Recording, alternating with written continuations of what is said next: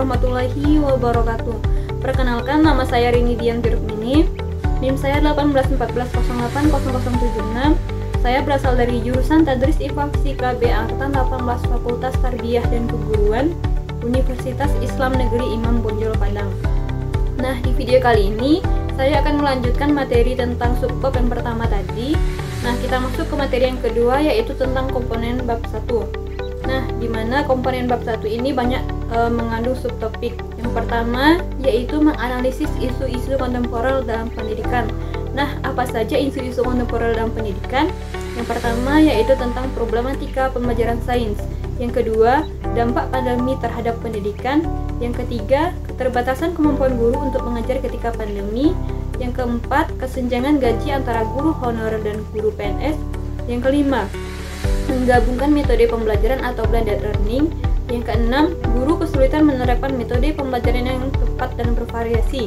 Nah, banyak kasus-kasus atau isu-isu kontemporer dalam pendidikan bisa teman-teman lihat dalam PPT yang sudah saya tampilkan berikut ini. Yang kedua yaitu tentang menjabarkan kriteria pemilihan judul penelitian dengan contohnya. Nah, dalam membuat judul penelitian kita harus memperhatikan beberapa kriteria yang harus ada dalam penelitian tersebut. Ada 5 kriteria yang harus diterapkan. Yang pertama, judul sebaiknya yang menarik minat bagi peneliti. Yang kedua, judul yang dipilih mampu untuk dilaksanakan peneliti. Yang ketiga, judul hendaknya mengandung kegunaan praktis dan penting untuk diteliti. Yang keempat, judul yang dipilih hendaknya cukup data yang tersedia. Nah, dan yang terakhir, hindari terjadinya duplikasi judul dengan judul lain. Jika terdapat 2 judul yang sama, orang sering mengatakan salah satunya adalah keliruan atau plagiat. Nah, di sini saya akan mengambil contoh judul penelitian. Contoh judul penelitiannya misalnya, penerapan model pembelajaran latihan inquiry dalam pembelajaran fisika untuk meningkatkan keterampilan proses sains siswa. Nah, materi selanjutnya yaitu tentang mengemukakan dengan contoh tahapan penyusunan latar belakang masalah. Nah, banyak tahapan kita dalam menyusun latar belakang masalah ini. Yang pertama, kondisi ideal tentang bagaimana seharusnya suatu keadaan itu berjalan, bisa ditulis dalam bentuk visi dan misi yang hendak dicapai. Yang kedua, kondisi faktual tentang keadaan yang benar-benar terjadi saat ini, bisa berupa masalah sehingga menjadi dasar dibuatnya suatu penelitian atau kegiatan. Yang ketiga, membahas penelitian yang sudah pernah dilakukan oleh peneliti, baik dari negara ataupun tempat lain tentang topik yang terkait.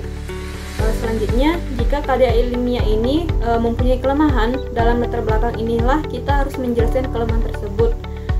Yang berikutnya yaitu tujuan penelitian, di mana membahas tentang permasalahan karya ilmiah yang lebih detail atau lebih dalam. Metode penelitian digunakan dalam karya ilmiah, perumusan singkat mengenai pertanyaan penelitian. Ada yang terakhir, adanya solusi berupa saran singkat atau penawaran solusi terhadap masalah sebelumnya. Lanjut ke pokok pembahasan berikutnya. Nah, pokok bahasan berikutnya yaitu tentang contoh dari judul penelitian tadi. Misalnya, saya mengambil judul solusi untuk mengatasi limbah. Limbah merupakan zat sisa yang sudah tak berguna dan harus dibuang. Begitu banyak limbah yang ada di sekeliling kita. Misalnya, limbah dari pabrik, rumah sakit, rumah tangga, dan lain sebagainya. Bentuk limbah pun bermacam-macam, ada yang padat, ada yang cair, bahkan gas. Semua limbah ini harus dibuang karena sudah tidak punya fungsi lagi. Sebab, seperti apapun bentuk dan jenisnya, limbah ini berpotensi bagi besar untuk mencemari lingkungan. Untuk itu, solusi apa yang bisa kita lakukan untuk mengatasi limbah ini? Pemerintah perlu mengeluarkan solusi yang mengatasi limbah padat, limbah cair, maupun limbah gas, agar pencemaran lingkungan ini bisa terhentikan. Dengan adanya solusi pengenangan limbah ini, diharapkan lingkungan sekitar kita bisa membaik, sehingga semua makhluk tersebut, baik itu manusia maupun tumbuhan itu bisa diselamatkan. Nah, selanjutnya yaitu tentang menjelaskan langkah-langkah mengidentifikasi masalah penelitian pendidikan dengan contohnya. Nah, apa saja langkah-langkah kita untuk melakukan identifikasi masalah? Itu terdapat 3. Yang pertama yaitu menemukan dan masalah yang ada atau problemnya. Yang kedua, mengidentifikasi sumber permasalahan. Yang ketiga, menciptakan kalimat isu atau kalimat permasalahan atau yang disebut dengan problem statement. yang menjelaskan permasalahan yang sudah diidentifikasi. Nah, di sini saya mengambil contoh yaitu tentang penerapan pendekatan partisipatif dalam peningkatan prestasi belajar fisika siswa kelas 8 SMP Negeri 1 Rejang Lebong tahun 2020. Nah, materi selanjutnya yaitu tentang menjabarkan batasan masalah penelitian pendidikan beserta contohnya. Nah, apa itu batasan masalah? Batasan masalah adalah ruang lingkup masalah atau upaya membatasi ruang lingkup masalah yang terlalu luas atau lebar sehingga penelitian itu lebih fokus untuk didahulukan. Nah, contohnya misalnya penelitian untuk skripsi fisika ini dilakukan di Yayasan Cinta Anak Yatim di daerah Kelurahan Cigombang, Kecamatan Wates Jaya, Provinsi Jawa Barat. Yayasan Cinta Anak Yatim adalah yayasan yang mengasuh puluhan anak yatim sejak usia kecil dan dibesarkan hingga merasa lulus sekolah menengah atas atau SMA. Nah, selanjutnya yaitu tentang menjabarkan rumusan masalah penelitian.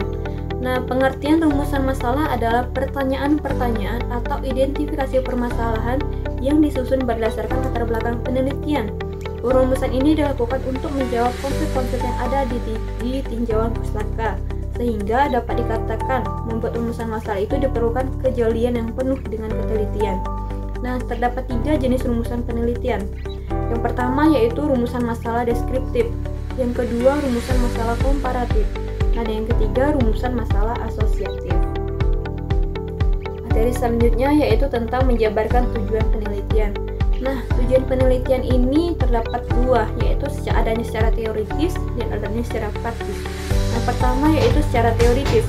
Secara teoritis, tujuan penelitian ini merupakan usaha yang dilakukan untuk mengetahui satu hal. Pengetahuan yang diperoleh dari jenis penelitian seperti ini tidak dapat dimanfaatkan secara langsung atau secara praktis, sehingga nama lain dari penelitian seperti ini disebut dengan basic research. Selanjutnya yaitu tujuan penelitian secara praktis. Sedangkan tujuan secara praktis ini, tujuan penelitian ini ialah mencari serta menunjukkan pengetahuan yang dapat dimanfaatkan langsung di dalam kehidupan. Sehingga jenis penelitian ini disebut juga dengan applied research. Selanjutnya yaitu tentang menjabarkan kegunaan atau manfaat penelitian pendidikan dengan contohnya.